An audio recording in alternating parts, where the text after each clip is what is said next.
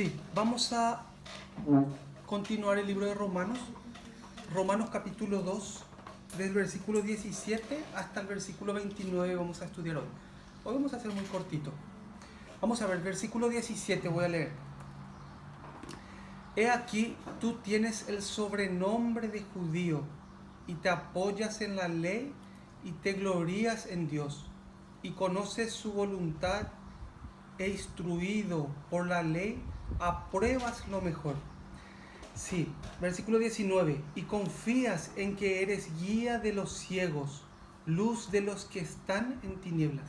Sí, vamos a ver un poco ahí. Cuando nosotros vemos a los judíos en la época de Jesús, cuando miramos a los judíos en la época de apóstol Pablo,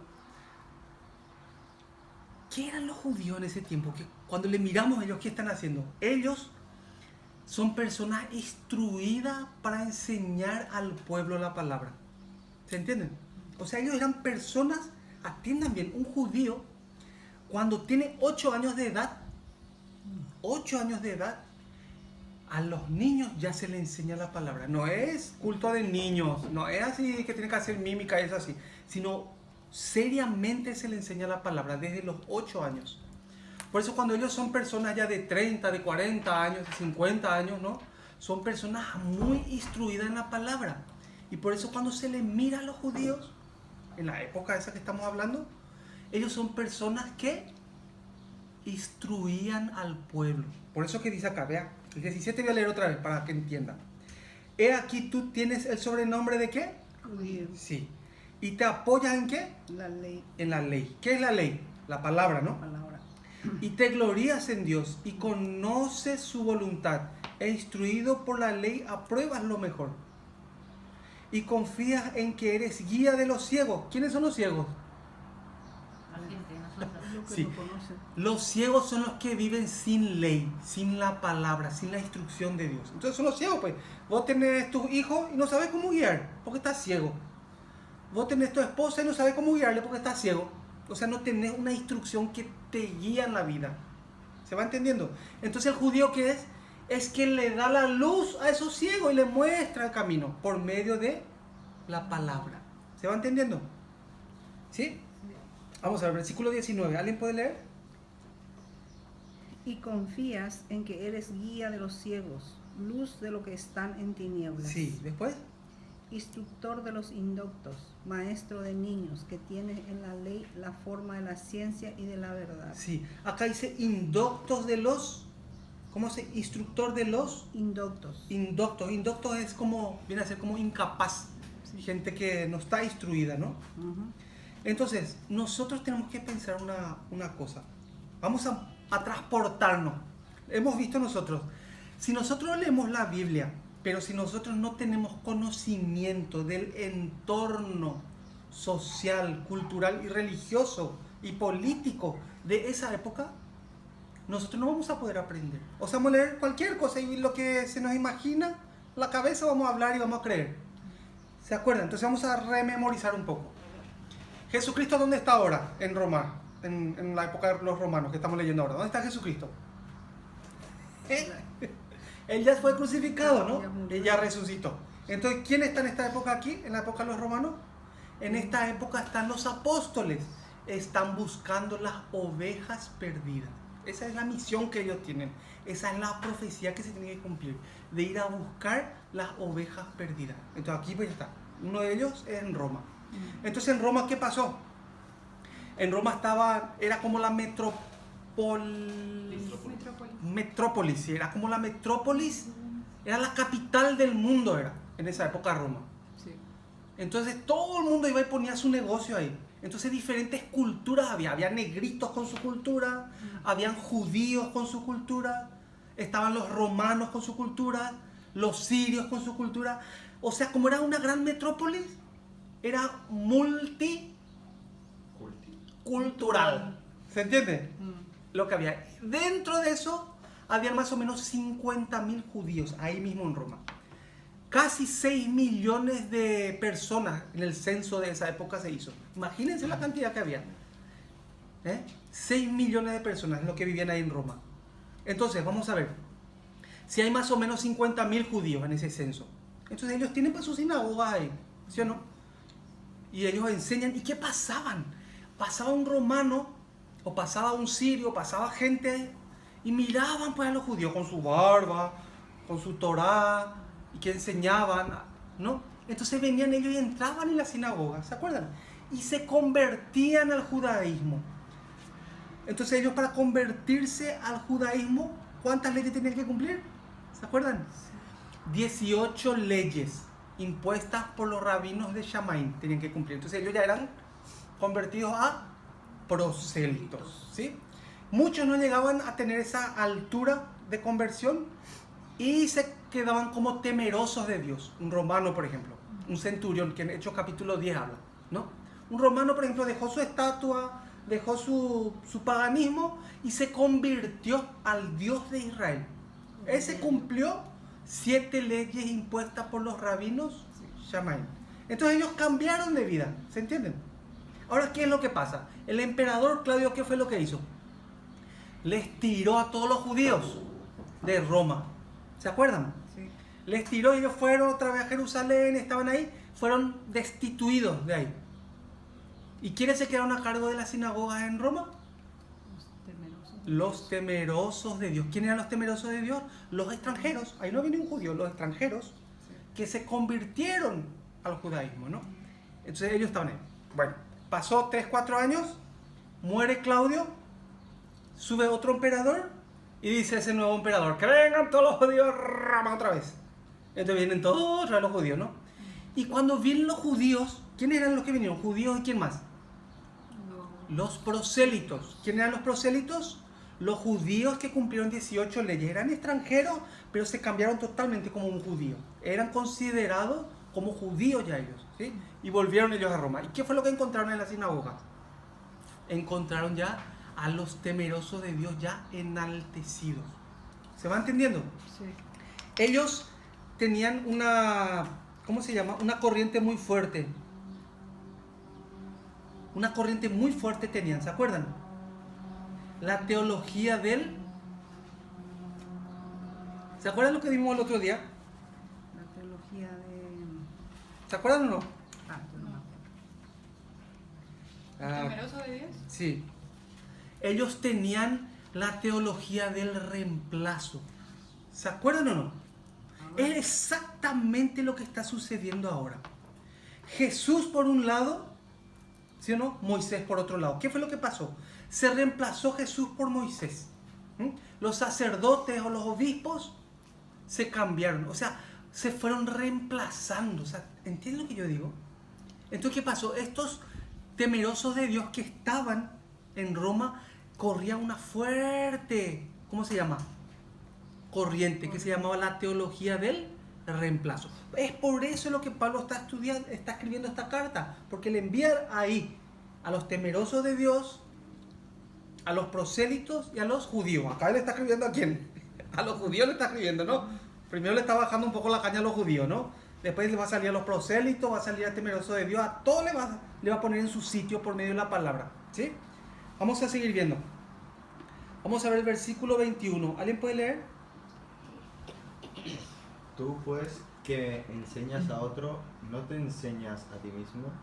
Tú que predicas que no se ha de hurtar, ¿hurtas?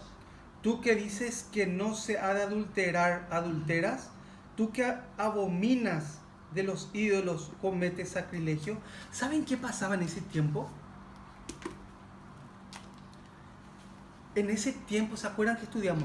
Que había una corrupción muy grande entre los judíos y ¿quiénes? Y los romanos. Había una corrupción muy grande. ¿Se acuerdan quién era el sacerdote? ¿Quién era el sumo sacerdote? Gente que daban dinero a Roma. Ellos no eran ya de la tribu de Leví. Vos le dabas mucho dinerito a Roma y ya estaba ya como sumo sacerdote ahí, ¿no? ¿Se acuerdan en el templo cuando entró Jesús y echó las monedas de cambio y las palomas y todo, no? Convirtieron el templo en De ladrones. cueva de ladrones, dice, ¿no? Sí. ¿Sí o no? Entonces es esa corriente lo que había en ese tiempo. Por eso Jesús, el rabino Shaul, o el apóstol Pablo, ¿no? Ellos estaban en contra de esa corriente. Ellos querían sanear verdaderamente ese problema que había. Querían curar. Entonces, ¿qué es lo que sucede en este tiempo? Era una gran hipocresía. ¿Se va entendiendo? Sí. ¿Mm? Después nosotros vamos a ver cómo nosotros podemos aplicar todas estas cosas a nuestra vida. ¿Sí? A ver, versículo 23. 23. ¿Cómo dice? Tú que te jactas de la ley, con infracciones de la ley, deshonras a Dios. Sí. Tú que te jactas con la ley, con infracción de la ley, deshonras a Dios. El judío pues tiene algo. El judío saca su pecho y él dice como que Dios está con él. Así pues está, ¿no? Se jacta. Pero ¿qué pasa? A escondida él se va y hace ñaca ñaca por ahí. Tiene adulterio. A escondida él se va y roba por ahí. Todo el dinero que venía al templo en esa época, la mitad ¿dónde iba? Iba a Roma y la mitad del sacerdote, el sumo sacerdote, se quedaba con ese dinero. Pero hay una ley que estableció Dios, que dijo que ese dinero se use para las viudas y para los huérfanos. Y también para los extranjeros que están muy pobrecitos, que le ayuden a ellos. Para eso se rejuntaba el dinero. No era para el sumo sacerdote ni para Roma. ¿Se va entendiendo? ¿Mm? Vamos a esta parte vamos a desglosar un poco. Vamos a ver Éxodos. Éxodo. Sí, Éxodo capítulo 32. Vamos a ver un poquito. Versículos 7 al 9. Éxodo 32. 7 al 9. Sí, voy a leer. Entonces Jehová dijo a Moisés: anda, desciende, porque tu pueblo que sacaste de la tierra de Egipto se ha corrompido. Pronto se ha apartado del camino que yo les mandé. Se han hecho un becerro de fundición y lo han adorado y le han ofrecido sacrificios. Y han dicho: Israel, estos son tus dioses que te sacaron de la tierra de Egipto. Dijo más Jehová a Moisés: yo he visto a este pueblo, que por cierto es pueblo de dura cerviz. Atiendan un poco bien. El pueblo de Israel en este tiempo había visto cómo Dios le rescató de la esclavitud de Faraón. O sea, imagínense un poco. 10 plagas le cayó a Faraón, ¿se acuerdan? ¿Mm? Una de las plagas, ¿cuál era? Era la sangre en el agua, piojos, ranas, muerte de los primogénitos y Sí, moscas. moscas, mosquitos. Sí, granizos. O sea, 10 plagas, 10 milagros muy grandes vio el pueblo. Y cuando ellos estaban escapando de Egipto, enfrente de sus ojos se abrió el mar.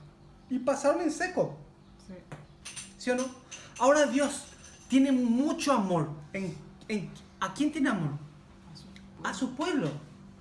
Entonces Dios ahora ¿qué quiere hacer? Quiere dejarle una instrucción, para que el pueblo cuando lea esa guía sea guiado correctamente. ¿Se va entendiendo bien? Sí. Y ahora, ¿qué es lo que está haciendo el pueblo? Mientras que Dios le está dando la guía a Moisés, ¿qué está haciendo el pueblo? Está haciendo un becerro. Ahí está haciendo un becerro de oro. Y están diciendo: estos son tus dioses que te sacaron de Israel. Están diciendo, ¿no? De Egipto, sí, de Egipto. ¿Sí? Estos son tus dioses que te han sacado de Egipto. Están diciendo, ¿no? Sí. Increíblemente el pueblo se inclina a ese becerro. Ustedes dirán: si a mí me pasaba eso, yo no lo iba a hacer. Ustedes piensan así, ¿no? Yo también pensé así muchas veces, ¿no? Si yo era uno de los israelitas que vio las 10 plagas, vio el mar, cómo se abrió, la peña, cuando salió agua. Si yo veía eso, yo siempre iba a caminar con Dios. Así muchos pueden pensar, ¿no? Pero ¿saben de esas 600.000 personas que salieron de Egipto? Sin contar mujeres y niños, son más o menos ¿cuánto? Más de 2 millones de personas, ¿no? Solamente 2 entraron en la tierra prometida. Solamente 2 personas entraron en la tierra prometida. Entonces quiere decir que hay una fuerza que guía el alma nuestra, que está fuera de la guía de Dios. Sí. ¿Cómo se llama eso? se llama la justicia propia. ¿Se entiende? La justicia propia, ¿qué es? Es la sabiduría humana que yo tengo para guiar mi vida. Yo creo que le puedo guiar a mi esposa de esta forma. Y yo pienso y le guío de esta forma. Yo creo que a mi hijo David le puedo guiar de esta forma. Y yo pienso, fuera de la instrucción que Dios me da, yo le doy. Entonces tiene su teléfono, ¿sí o no? Tiene su internet, tiene su juego, ¿cómo se llama? La Play, tiene su bicicleta, tiene su fútbol, tiene todo. Porque yo le quiero premiar para que sea un buen hijo, supongamos, ¿no? Que le doy todo eso. Porque creo que está bien, ¿sí o no? Realmente Dios dejó a su pueblo la instrucción por escrita para que sean guiados. ¿Va entendiéndose? Sí. Vamos a ver Jueces. Vamos a ver el libro de Jueces, capítulo 2, versículo 11.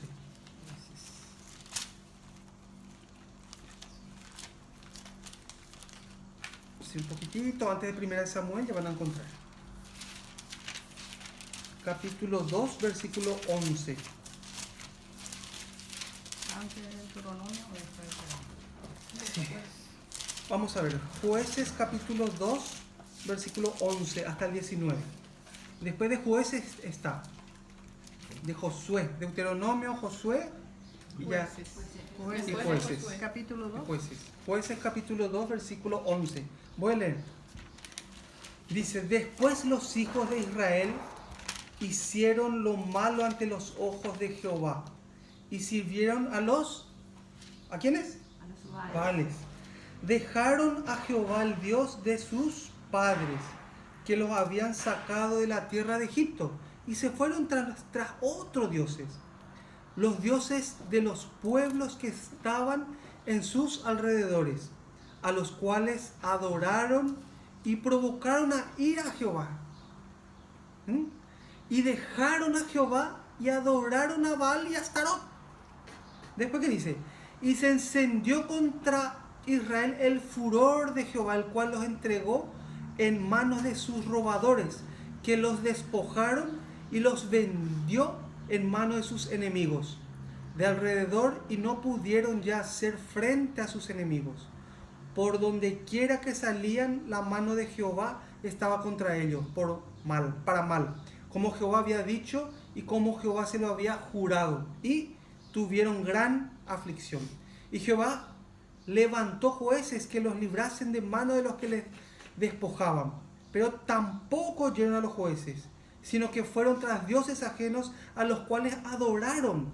Se apartaron pronto del camino en que anduvieron sus padres, obedeciendo a los mandamientos de Jehová. Ellos no hicieron así.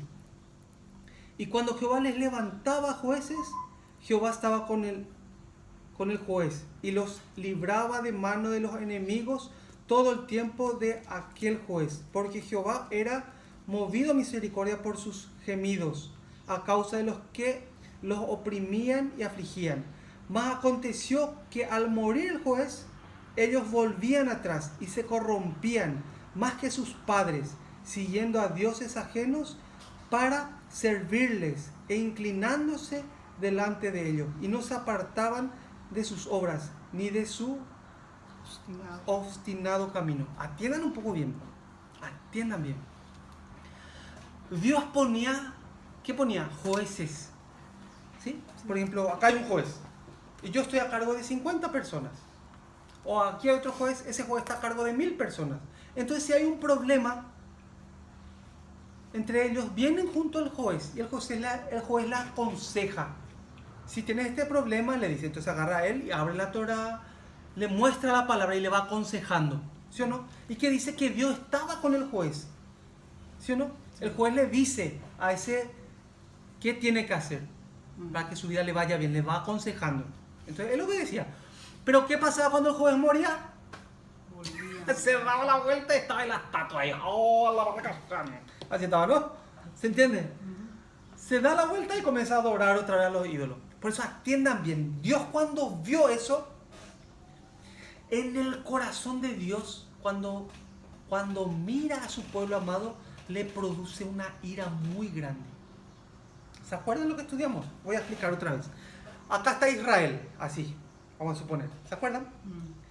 Israel se dividió en dos partes. Sí, ¿Se acuerdan? sí. Aquí en el norte quedaron 10 tribus. 10 tribus, que se llamó las 10 tribus del norte. En la Biblia dice también Efraín, Tribu de Efraín. ¿sí? O Israel, ¿sí?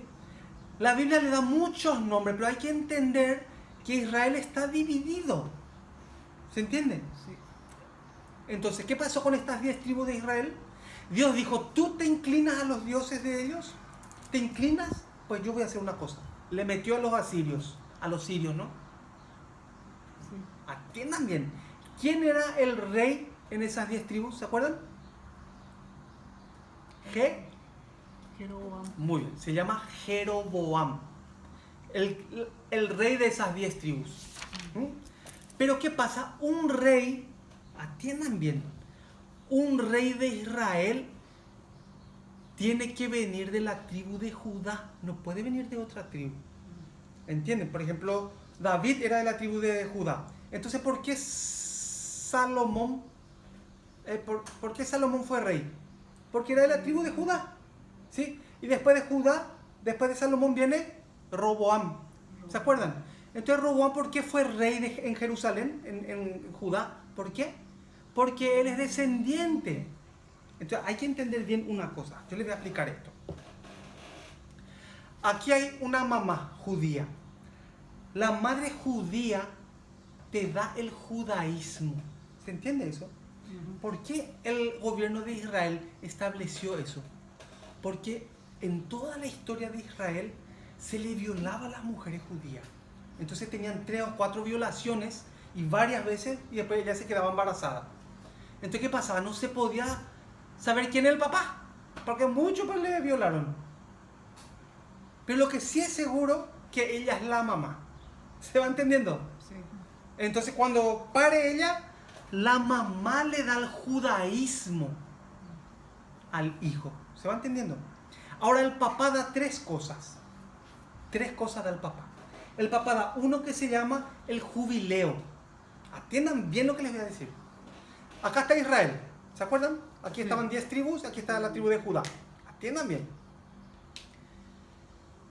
El padre puede dar el jubileo, por ejemplo. Atiendan bien.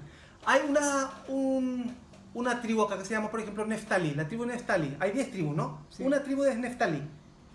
Se casa esta chica que vive en esa tribu de Neftalí, se casa con uno de la tribu de Judá. Tun, tun, tun, tun. Y tienen hijos. ¿Se entiende?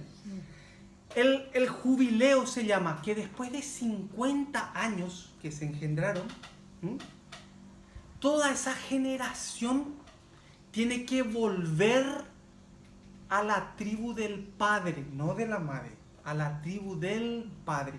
Porque el padre es el que da el jubileo. ¿Se va entendiendo? También el padre da algo que se llama la monarquía, el rey, el reinado. Atiendan bien. Si un papá es de la tribu de Judá, acá se casa con uno de Dan, una chica de Dan. Acá sale la de Dan, ¿no? Y acá sale de Judá. Tienen un hijo. Ese hijo se puede postular para rey de Israel, porque viene de la tribu de Judá. ¿Se va entendiendo? También el padre da el sacerdocio. ¿Se entiende? ¿Se va entendiendo? Sí. Bueno, eso tenemos que entender para lo que vamos a seguir hablando después en el futuro. Esta parte tienen que grabar en su cerebro. ¿Sí? Bueno, vamos a ver un poquito más. Vamos a ver Jeremías.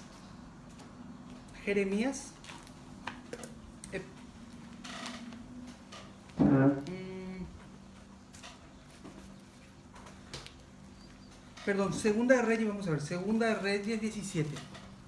Segunda de Reyes 17, el versículo 13. 17:13. Yo voy a leer. Presten atención allí, ¿sí?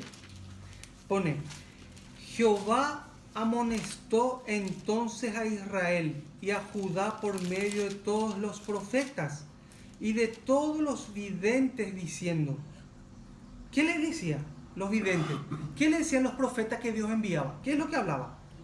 Volveos de vuestros malos caminos y guardad mis mandamientos y mis ordenanzas conforme a todas las leyes que yo prescribí a vuestros padres y que os he enviado por medio de mis siervos los profetas. Atiendan un poco bien. Dios cuando enviaba, por ejemplo, a las 10 tribus del norte, ¿se acuerdan? Sí. Enviaba un profeta, entraba ahí. ¿Qué es lo que le decía ese profeta? Volveos de vuestros malos caminos. Por ejemplo, así hablaba, ¿no? Vuélvanse a las ordenanzas y a las leyes que Dios dejó. ¿Sí o no? Sí. ¿Qué es lo que hizo el pueblo? El pueblo nunca quiso volver. Al contrario, le mataba a los profetas. Entonces Dios le metió ahí a los asirios. Atiendan bien. A los asirios también se puede llamar sirios, ¿no? Ujú. Le metió ahí a ellos. ¿Cuál era la política exterior que tenían los asirios? ¿Cuál era la política exterior? Ellos entraban, conquistaban ese lugar y sacaban a todas las personas y le llevaban. Asiria. ¿Mm? Y le mezclaban con ellos. ¿Se entiende? Entonces, ¿qué pasó acá con las tribus del norte? Se perdieron. Aquí estaban viviendo los sirios eso. Casados, por ejemplo, con judíos. O sea, totalmente sin ley, sin nada. Pero la tribu de Judá no. La tribu de Judá fue conquistada por los babilonios por medio del rey Nabucodonosor. ¿Se van acordando? Sí. ¿Mm? Y la política exterior de los babilonios, ¿cuáles eran? ¿Qué era? Que ellos entraban, conquistaban, sacaban a todos y cuando les llevaban, cuando les deportaban, el rey de Babilonia les daba un pedazo de tierra. Entonces el judío, el de Judá, llevaba su rollo de la Torá, llevaba las fiestas, entonces le daba un pedazo de terreno, ellos ahí siendo cautivos, siendo, ¿cómo se llama? Siendo esclavos, les daba un lugar y ellos aún así podían servir a Dios, podían hacer las fiestas. O sea, ellos no perdieron su identidad. ¿Se va entendiendo? Sí. Ahora yo les quiero explicar una cosita. Atiéndanme. Nosotros estamos estudiando el libro de Romanos, que es más o menos en el año 54 después de Cristo. Ahora quiero contarle un poquito en el año 132 después de Cristo. ¿Qué fue lo que pasó en Israel? En Israel, en ese tiempo, era gobernado por los romanos. En el año 132 después de Cristo, había un judío que se llamaba Bar Kokhba. Y este judío Bar Kokhba, ¿saben lo que hizo? Él le juntó a todos los judíos de ahí en Jerusalén, en Israel. Y hizo como una guerra contra los romanos. Esa guerra duró 3 años. Bar Kokhba llegó a poner los cimientos del templo. O sea, estaba construyendo otra vez lo que había destruido Tito, ¿se acuerdan? En el año 70. Bueno, en el año 132 él puso otra vez las bases, el cimiento. Entonces, ¿qué pasó? Los romanos vinieron con más soldados. Mataron al judío Bar Kokhba, mataron a muchísimos judíos, le quitaron a todos los judíos de ahí y se le prohibió a los judíos que vivan en Israel. Y se le prohibió totalmente pisar Jerusalén. Ahí vamos a entender una cosa. Un judío no podía pisar Jerusalén. Estaba totalmente prohibido. Entonces, ¿qué pasó? Había un emperador, el emperador Adriano en esa época. No Adriano Fernández, otro Adriano. El emperador Adriano. Entonces, este Adriano, tirándole de los judíos, creó el Estado de Palestina en el año 135 después de Cristo. ¿Por qué creó el Estado de Palestina? Para que los judíos no puedan reclamar después. Este es mi país, este es mi Jerusalén, este es Israel, mi país. No pueden reclamar porque si no existe más eso. Está Palestina. Y ahí es que comienza una corriente muy fuerte. ¿Se va entendiendo? Sí. Ahí van entendiendo lo que pasaba. Todo eso, ¿por qué sucede? ¿Por qué piensan ustedes que sucede eso? Por la desobediencia de la instrucción que Dios dejó a su pueblo. Por desobedecer.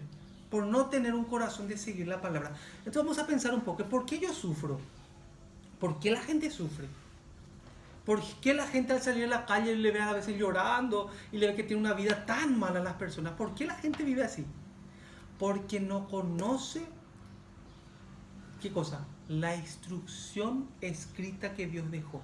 A la gente le es más importante seguir lo que piensa. ¿Entienden lo que digo? Por eso el arrepentimiento, ¿qué es? El teshuvah, que dijimos en hebreo, ¿no? Sí, es dejar, es despojarme. Si yo soy una persona que comete adulterio, pues ya no quiero cometer adulterio. Si soy una persona que roba, pues ya no quiero robar. Si soy una persona que miente, ya no quiero mentir. Si soy una persona codiciosa, no quiero ser. Y me voy despojando de esa suciedad que tengo. Y ahí se vuelve teshuvah, el arrepentimiento. O sea, vuelvo a la palabra. Y la palabra yo abrazo y me guía la vida. Ahí tuvo que suceder algo. Tuvo que salir ese Yeser Hara que tenemos dentro. En hebreo es Yeser Hara, es la inclinación a pecar. Eso pues heredamos ya de papá, de mi abuelo, de mi abuela, tatarabuela. Así vino ya de generación, ¿no? Eso es lo que heredamos, esa inclinación al mal. Para que yo ame la Torah, para que yo ame la palabra, algo tuvo que suceder en mí. Tuve que darme cuenta que mi camino está mal. ¿Se va entendiendo? Entonces yo sé que estoy haciendo mal. Entonces le pido a Dios, Padre, ayúdame. Yo quiero cambiar mi vida. Yo no sé cómo hacerlo. Ayúdame. ¿Sí o no? Entonces yo voy despojándome de este mal camino, giro y comienzo a buscar. Ahí es donde entra Jesucristo, Yeshua. Ahí es donde entra Él. ¿Se entiende? Quita el Yeser Hara y nos da la vida. Estamos vivos, te das cuenta que estás vivo. Y cuando estás vivo es que abrazás la palabra. Abrazás la instrucción que Dios te da. Porque esto es la vida pues, para vos. Por eso ese desear la palabra como niño recién nacido. El niño, yo me acuerdo cuando David era chiquitito. ¿Qué hacía David cuando era chiquitito? Su mamá sacaba su pecho y él abría así y buscaba para tomar, ¿no? Y una vez que agarraba el pecho, ¿qué hacía? Toda su fuerza humana, más o menos de 4 meses de edad, estaba en su labio. Así chupaba y su ojo grandote y sudaba, transpiraba. Porque él sabe que la vida está en el pecho de su mamá, ¿sí o no? Y riquísimo es. Y ni agua no quería, solamente quería pecho, ¿sí o no? Por eso dice desear la palabra como niño recién nacido. ¿Quién es el que desea esa palabra? El que está vivo. Eso no es una religiosidad. No es una religiosidad, no es una emoción, no es eso. Sino vos te das cuenta que esta instrucción es la vida para vos. Pero algo tuvo que suceder, pues un clink tuvo que haber acá. Tuvo que llegar a ese punto del arrepentimiento, de Teshuvah.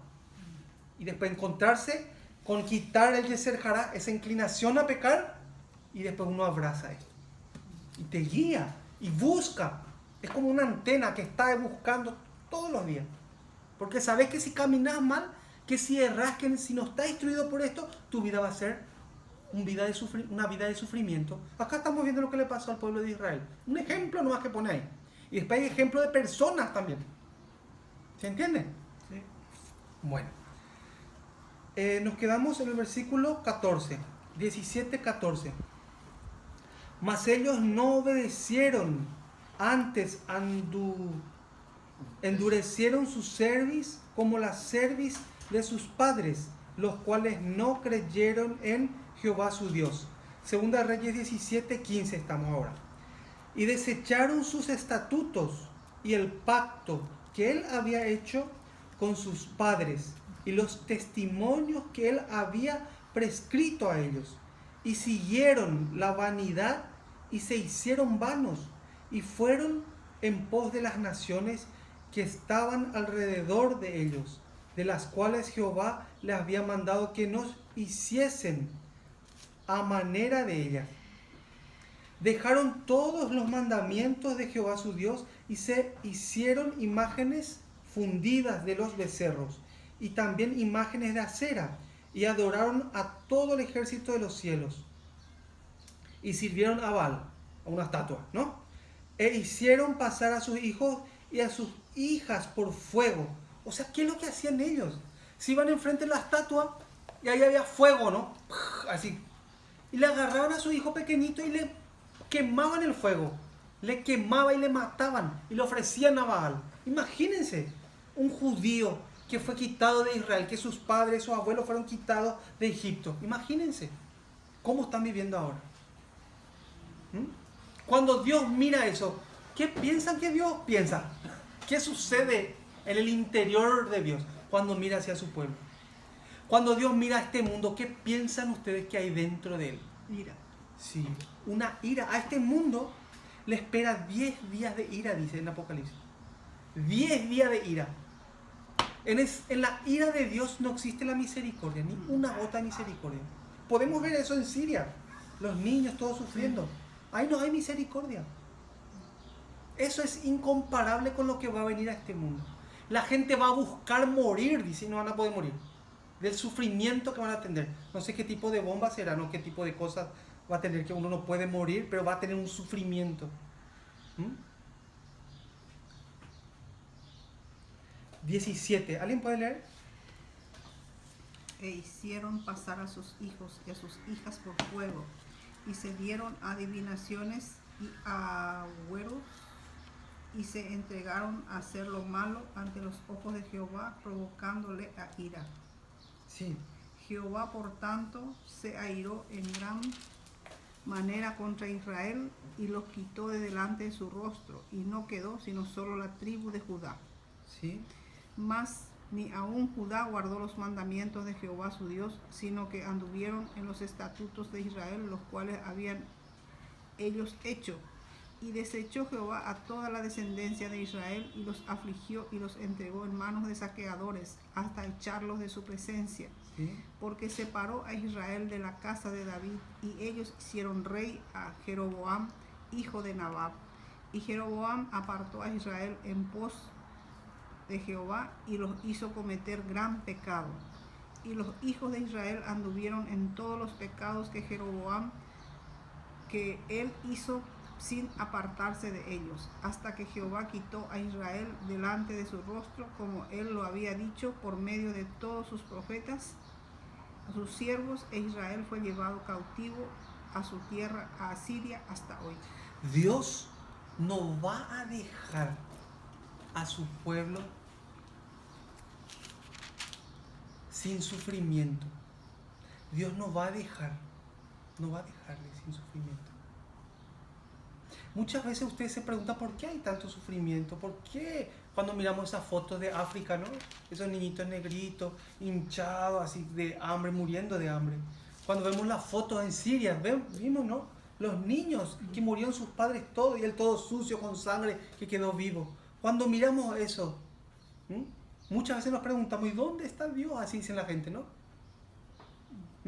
Ustedes se ponen a pensar que cuando ustedes necesitan algo, le piden a Dios. Cuando está enfermo tu hijo, cuando vos estás enferma, cuando tienes un problema muy grande, ahí uno se acerca a Dios. Pero cuando uno no sufre, uno no se acerca a Dios. Normalmente. Está todo ya estoy bien ya, así no. Y después viene otro sufrimiento, ay, mi hijo se está por morir, ay, Dios, ayúdame, por favor. ¿No? ¿Sí o no? Y después cuando se curó su hijo, ya está bien, ya otra vez, ya vive como quiere. ¿Sí o no? Dios no es un sirviente de mi pensamiento. No es un sirviente de lo que yo quiera hacer. No es así. Dios nos sirve y nos ama de acuerdo a la instrucción escrita que Él nos da. ¿Se va entendiendo? Ese es el amor que Él tiene. Y no hay diferencia entre judío y gentil. No hay diferencia, dice. Yo tengo, dice, un rebaño, dice. Él quiere juntar, dice, en un solo rebaño las ovejas. Ahí las ovejas, que son los judíos, los de Judá, y están las 10 tribus de Israel, las ovejas perdidas, dice, ¿no? ¿Sí o no? Sí. Las ovejas perdidas. Vimos la otra vez dónde se fueron esas ovejas perdidas. ¿Se acuerdan? Sí. Dónde viajaron y cómo se multiplicaron. Cómo llegaron a Latinoamérica. Vimos. La profecía de Dios ahora, ¿qué es? Juntar esas ovejas perdidas y traer a su rebaño y hacer un solo rebaño entre los judíos y las ovejas perdidas. Un solo rebaño. ¿Se entiende? Esa es la profecía escrita desde el principio ya. ¿Se entiende? Dios no es un sirviente de mi pensamiento, de mi deseo humano. Ay, yo quiero ganar la lotería, por Dios, dame la lotería. No es así. Ay, yo quiero que mi hijo se cure, ay, Dios, cúrala a mi hijo. No es así. Dios nos sirve por medio de su instrucción. Y Dios se manifiesta en nuestra vida de acuerdo a nuestra obediencia a su instrucción. No es que yo vivo por la gracia, yo no puedo hacer nada. No es así. Yo no puedo hacer nada. ¿Te acuerdas que así aprendimos? Yo no puedo hacer nada. Si Dios no me da la fe, yo no tengo fe. No es así. Está su instrucción y yo me convierto en un hacedor de la ley. ¿Se entiende? Y ahí Dios me da a mí. ¿Se entiende? Se manifiesta Dios de acuerdo a mi obediencia a su palabra. ¿Se va entendiendo? ¿Sí? Bueno, vamos a ver entonces Jeremías 3. 3 versículo 6. ¿Puedes leer, David? Jeremías capítulo 3 versículo 6.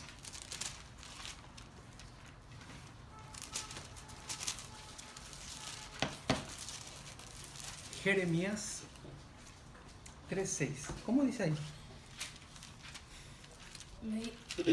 Me dijo Jehová en días del rey Josías: ¿Has visto lo que ha hecho la rebelde Israel?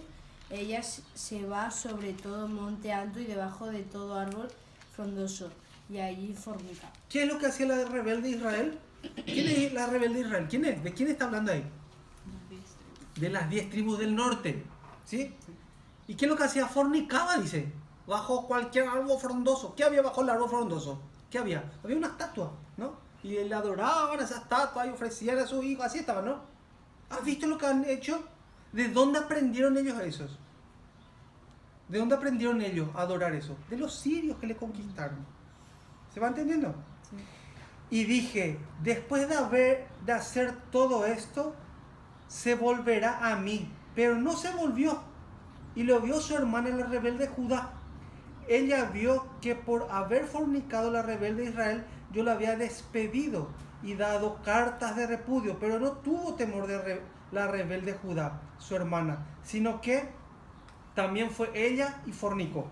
¿Qué hizo Judá cuando vio la tribu? Acá están las 10 tribus. Aquí está Judá. Judá cuando vio las 10 tribus, ¿qué hizo Judá? También se fue y fornicó. También se fue y dejó. 9. A ver, ¿puedes leer? ¿Pueden leer? Y sucedió que por juzgar ella cosa liviana su fornicación, la tierra fue contaminada y adulteró con la piedra y con el leño. Sí, ¿qué es el leño? Un pedazo de madera, ¿no? Una Sí. estatua. Sí. Después, Y con todo esto su hermana la rebelde Judá no se volvió a mí de todo corazón, sino fingidamente, dice Jehová. sí. Y me dijo Jehová: ha resultado justa la rebelde Israel en comparación con la desleal Judá. Ve y clama estas palabras hacia el norte y di: vuélvete, oh rebelde Israel, dice Jehová. No haré caer mi ira sobre ti, porque misericordioso soy yo, dice Jehová. No guardaré para siempre el enojo. ¿Ustedes se imaginan el dolor que tiene Dios? Sí, El dolor que tiene Él sí. cuando Él estaba mirando esto. Ujú. Nosotros, ¿qué es? O sea, ¿qué tiene que ver esto con nosotros? Acá hablan de 10 tribus de Israel, la tribu de Judá, la tribu de Israel, dicen las 10 tribus, dicen, ¿no? Las tribus del norte. ¿Qué tiene que ver con nosotros esto? ¿Qué tiene que ver? ¿Por qué estamos estudiando esto nosotros? Porque somos descendientes Sí. de ellos. Muy bien. Por eso, nosotros no conocemos nada de las fiestas judías. No conocemos normalmente nada de la Torah, de la Biblia. No sabemos normalmente nada de eso. Porque mi papá no me enseñó. Ni el papá de su papá. Tampoco, el abuelo, ni el tatarabuelo. O sea, no. Las 10 tribus del norte perdieron la identidad judía, vamos por decir así. Perdieron. Por eso hoy nosotros estamos sentados aquí, estamos estudiando y pensamos que yo tengo que ver con esto. Dios está llamándonos para que regresemos a su instrucción. Hay pactos. En la Biblia salen 8 fiestas que Dios estableció para que se practicaran. 8 fiestas salen. Por ejemplo, Pesaj, que es Pascua, ¿no? Salen 8 fiestas. Pero a nosotros nos enseñaron Navidad. En ninguna parte sale en la Biblia que hay que festejar la Navidad. Día de los Muertos, dice, ¿no? En ninguna parte dice en la Biblia que hay que festejar el Día de los Muertos. Pero festejamos el Día de los Muertos. Semana Santa. En ninguna parte dice que hay que hacer la fiesta de Semana Santa. Pero nosotros practicamos Semana Santa. ¿Qué fue lo que pasó? Esa teoría del reemplazo que escuchamos ya que sucedía en Roma, eso hoy está corriendo fuertemente. Se reemplazó lo que Dios había establecido por los que nos han impuesto. ¿Se va entendiendo? Sí. Se reemplazó totalmente. Entonces, ¿cuál es la misión? ¿Cuál es? De que regresemos al origen. Tenemos que volver a las fiestas, volver a los pactos que cuentan aquí, que aquí está. Para nosotros es muy raro, porque no sabemos, ¿no? Pero aquí en la instrucción está contando cómo se hace cada fiesta, todo eso, ¿sí? Por eso nosotros de a poquito vamos a ir aprendiendo todo eso. No muy fuerte, sino que nos dé un cortocircuito cerebral, ¿no? Pero de a poquito podemos aprender, ¿no? ¿Sí o no? Vale, vamos a ver Ezequiel capítulo 20. Ezequiel capítulo 20, versículo 2. ¿Podéis leer, Raquel, fuerte cuando tengas? Ezequiel 2, versículo... Ezequiel 22. 22. Fuerte. Y vino a mí palabra de Jehová diciendo: Hijo de hombre, habla a los ancianos de Israel y diles: así ha dicho Jehová el Señor. ¿A consultarme venís vosotros? Vivo yo, que no os responderé, dice Jehová el Señor. ¿Quieres tú juzgarlos? ¿Los quieres juzgar tú, hijo de hombre? Hazles conocer las abominaciones de sus padres, y diles: así ha dicho Jehová el Señor, el día que escogí a Israel, y alcé mi mano para jurar a la descendencia de la casa de Jacob, cuando me di a conocer a ellos en la tierra de Egipto, cuando alcé mi mano y les juré diciendo: yo soy Jehová vuestro Dios. Aquel día que les alcé mi mano jurando, así que los sacaría de la tierra de Egipto a la tierra que les había provisto, que fluye leche y miel, la cual es la más hermosa de todas las tierras. Entonces les dije: cada uno eche de sí las abominaciones de delante de sus ojos, y no os contaminéis con los ídolos de Egipto. Yo soy Jehová vuestro Dios. Sí, Dios cuando le vio a su pueblo en Egipto como esclavo, y el pueblo clamaba, Dios le envió un libertador. ¿Se acuerdan? ¿Quién era ese libertador? Moisés. Muy bien. Y le sacó de ahí y le hizo. La misión era llegar a la tierra prometida. ¿Cómo se llama la tierra? Canaán. Canaán. ¿Sí? Ese fue el primer gran éxodo que cuenta la Biblia. Ahora también está sucediendo, el otro día compartimos ya, ahora también sucede un éxodo muy grande, a nivel mundial es, que las ovejas perdidas están regresando a la tierra que Dios prometió. ¿Cuál es la tierra que Dios prometió? ¿Cuál es el reinado que Dios prometió? ¿Cuál es? ¿Se acuerdan? No. El milenio. Sí. El evangelio que, mal llamado evangelio que dicen, ¿no? ¿Cómo se llamaba?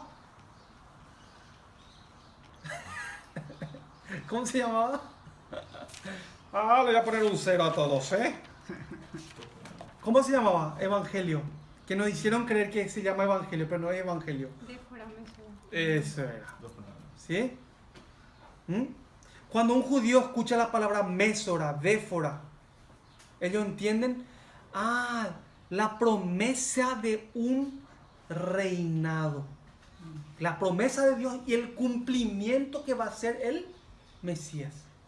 Eso es el mal llamado evangelio que dice la gente. ¿Se entiende? Entonces, ese gran éxodo que hay ahora, ¿cuál es? El regreso Sí. a Israel. Sí, de toda la gente que en su corazón espera ese reinado.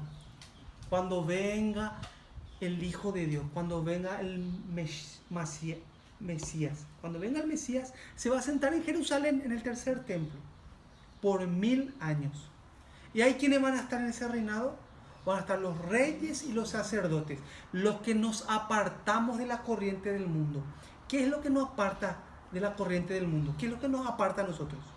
La instrucción que Dios nos da nos hace salir de la corriente de este mundo, de todo el sistema que hay. Y esta corriente es lo que nos lleva a ser parte del reinado del Mesías por 1000 años. ¿Se va entendiendo? Esa es la esperanza que tenemos. Por eso Pablo, cuando habla con los romanos, también está hablando y también está diciendo.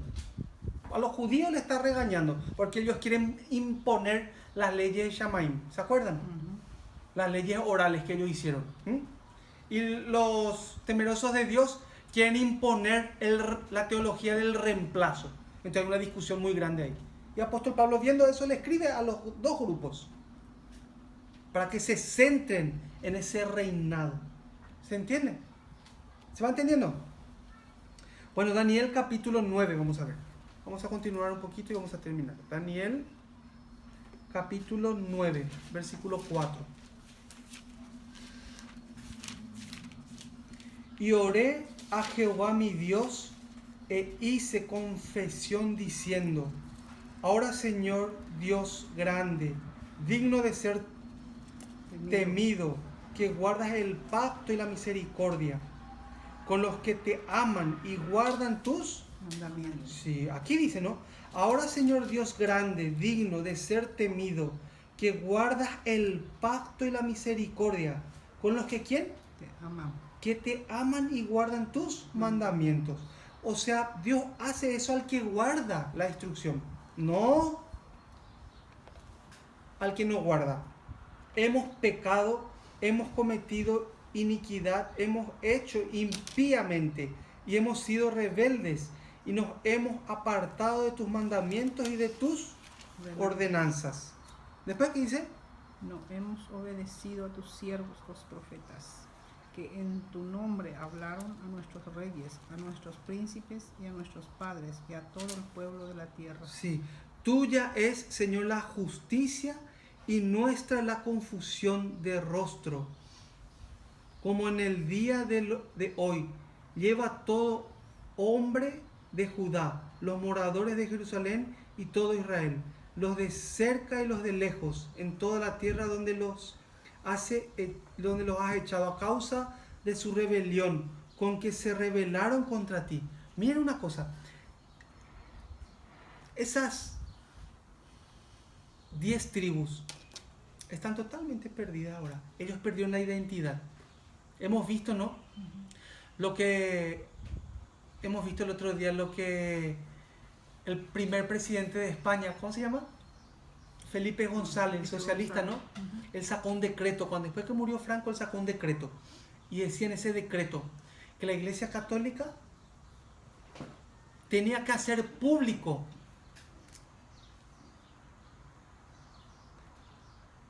todo lo que está escrito en la época de la Inquisición. Todo eso tenía que estar público. O sea, cualquiera que podía ir, iba a la iglesia y pedía eso y le daban. De ahí un periodista fue a la iglesia y pidió todos los nombres de la época de la Inquisición, porque la Iglesia Católica seguía pues los judíos.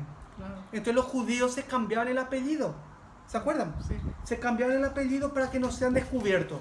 Entonces hay un libro que se llama Sangre Judía que ha hecho este periodista.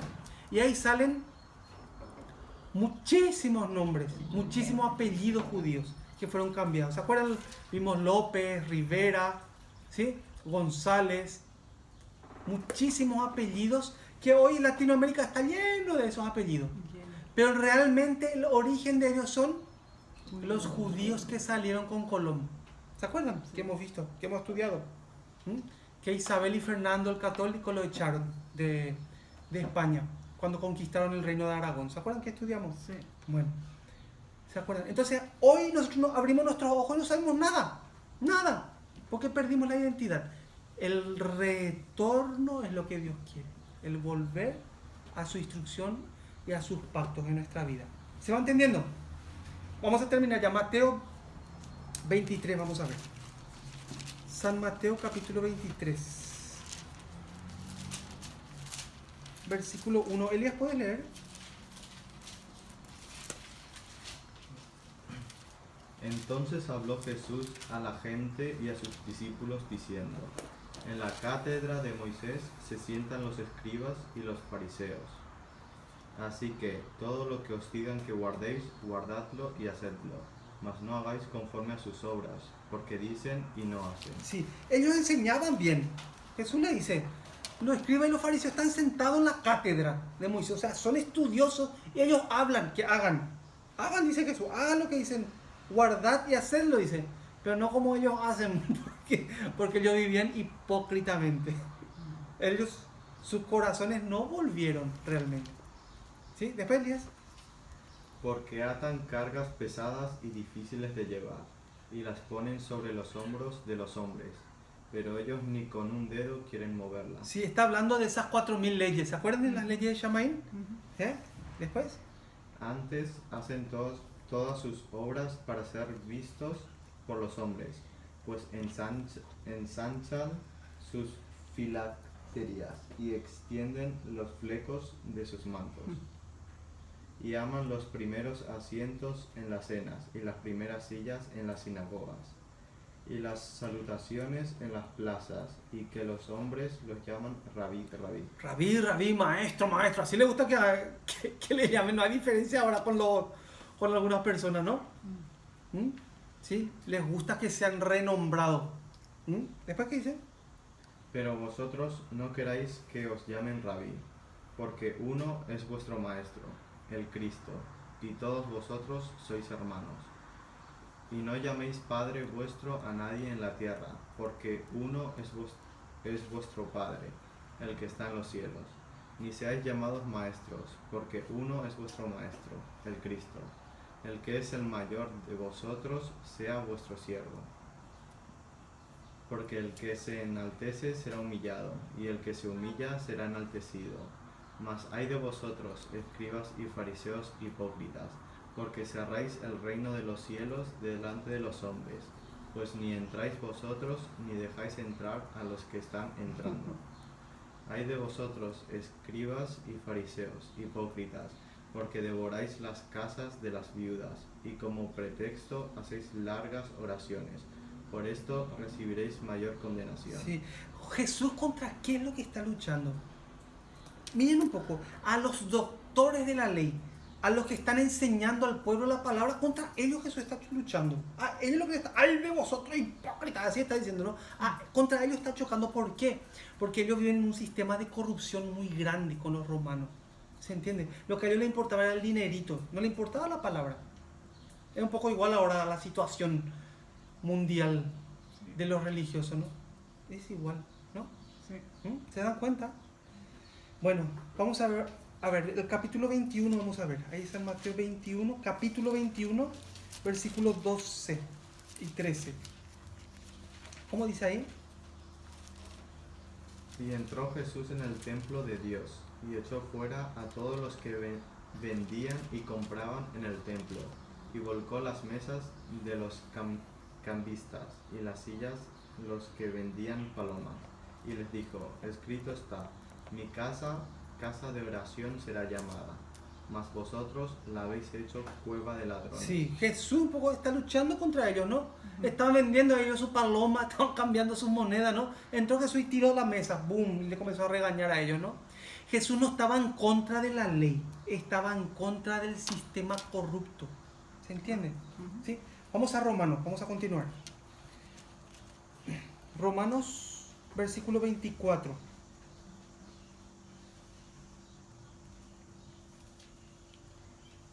Porque como está escrito, el nombre de Dios es blasfemado entre los gentiles por causa de vosotros. ¿Por qué el nombre de Dios es blasfemado entre los gentiles? ¿Qué significaba gentil? ¿Qué significaba gentil? ¿Se acuerdan? Los perdidos de Sí. la tribu de Israel. Sí, gentiles significa sin pacto, fuera de pacto. Eso significa así en cortas palabras. Fuera de pacto. Esos son los gentiles. Viven como quieren. ¿Se entiende?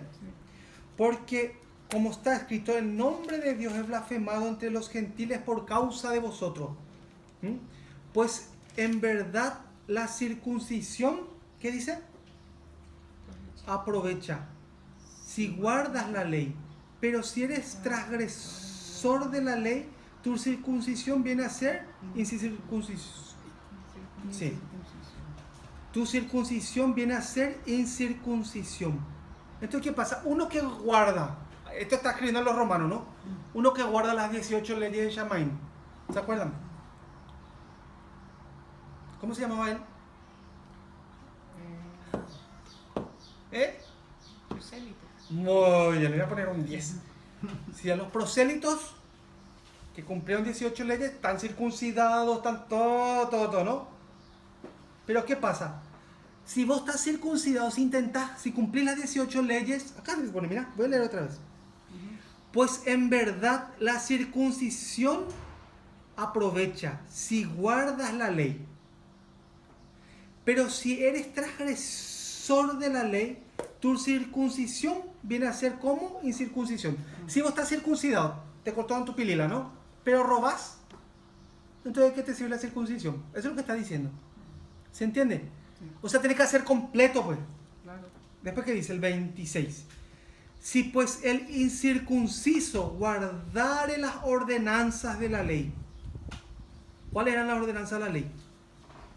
Esas leyes, está hablando de 7 leyes aquí, impuestas por los rabinos. Si pues el incircunciso, ¿quién es el incircunciso? Los gentiles, ¿no? Los extranjeros, el romano, Sí. ¿no?